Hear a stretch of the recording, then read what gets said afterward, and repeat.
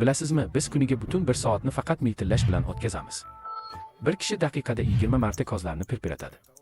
Bu kuniga taxminan 30 ming marta. Har bir miltillash 100 dan 200 millisekundgacha davom etadi. Va bu lahzalar qiruvchi samolyotning boshqaruvida soatiga 1,5 ming kilometr tezlikda abadiylikka aylanishi mumkin. Yoki kibersport chempionatida. Geymerlar ortacha odamga qaraganda kamroq koz pirpiratadilar. Nima? Agar siz koz yummasangiz, yutaman deb o'ylaysizmi? Biz kozimizni yumganimizda miya o'zini qayta ishga tushiradi. Bu sizga yangi vazifaga e'tiboringizni qaratishga yordam beradi. Sizning holatingizda albatta yo'qotadigan hech narsangiz yo'q. Miltillash shuningdek kozingizga chang yoki hasharotlar tushishidan himoya qiladi. Bekorga. Miltillash shoh pardani namlaydi. Bilasizmi, kimga miltillash kerak emas? Ilonlarga. Ularning koz qovoqlari yo'q. Ammo himoya membranalari mavjud. To'xtang, bu ilon kozlarimi? Egasi kozlarni bermoqchi emasdik. Ilonlar ham infraqizil ko'rish qobiliyatiga ega ekanligini bilarmidingiz?